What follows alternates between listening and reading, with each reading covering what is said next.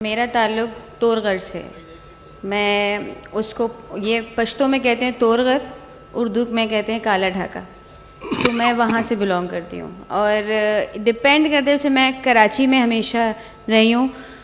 तो club cricket की जो बात है वो विमेंस क्रिकेट तो हमेशा उससे महरूम रही है, क्योंकि कुछ पेरेंट्स के भी तहफ़्फ़ुज़ात होते हैं कि लड़की बाहर खेले नहीं खेले, कुछ हमारे हालात ऐसे नहीं होते बाहर के। तो I think club cricket women player इतनी खेल नहीं पाए।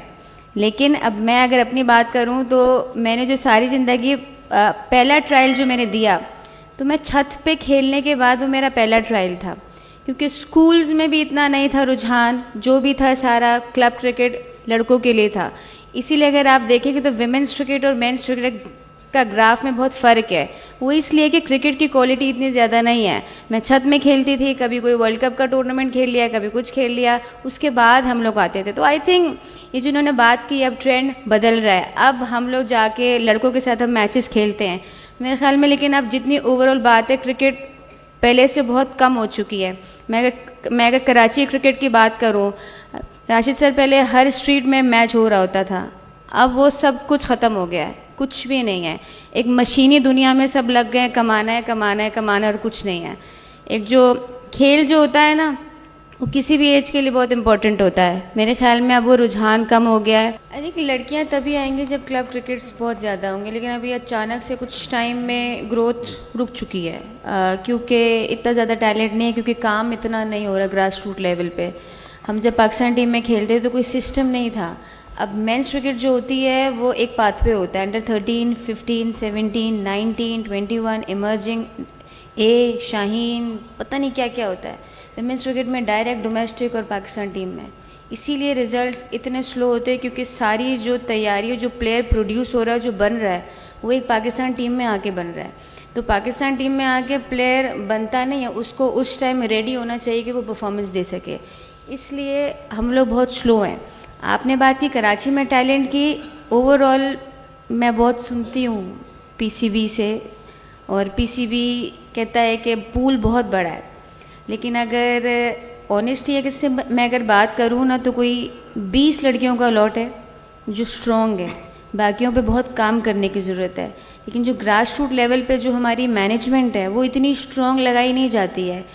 अक्सर मेरा गिला शिकवा हमेशा ये होता है, जो मेंस क्रिकेट का जो अगर मीडिया में आके बहुत बोल रहा होगा उनको खामोश कराने के लिए विमेंस क्रिकेट की जॉब दे देंगे, नॉट नोइंग कि उसको वो उसका काम आता भी है कि नहीं। लेकिन ये है कि विमेंस क्रिकेट को अंडरस्टैंड करने वाले लोग बहुत कम हैं। अब थोड़ी बहुत क्रिकेट ग्रो हो रही है, लेकिन जो मैनेजमेंट का जो स्टाफ होता है, अगर आप किसी लड़की के पास इतने मौके नहीं है, लीग क्रिकेट नहीं है, स्ट्रीट क्रिकेट नहीं है, क्लब क्रिकेट नहीं है, तो उसको फिर जो अकेडमीज़ लगती हैं उसमें बहुत स्ट्रॉन्ग तैयारी कराने की ज़रूरत है। लेकिन उस स्ट्रॉन्ग तैयारी कराने के लिए वो मैनेजमेंट अवेलेबल नहीं है। पाकिस्तान में हमेशा के लिए, चाहे वो मेंस क्रिकेट हो या विमेंस क्रिकेट हो, एज कैप्टन खेलना काफ़ी मुश्किल होता है, क्योंकि जो हार का जो बर्डन होता है ना वो सोलली एज कप्तान पे कहीं ना कहीं डाल दिया जाता है। क्योंकि अगर वो, और ऊपर से वो कप्तान अगर परफॉर्म भी ना कर रहा हो, तो मेरे ख्याल से कि हमेशा भी आप कहीं भी जाओ, एज प्लेयर नुमाइंदगी आसान होती है, कैप्टनसी में आपकी जो तवज्जो होती है वो हर खिलाड़ी पे बहुत ज़्यादा होती है। तो इसीलिए कप्तान हर टीम में एक ही होता है जो ब्रिलियंट होता है, जो इन सब चीज़ों के साथ जस्टिफाई कर सके और अपने पे ध्यान दे सके।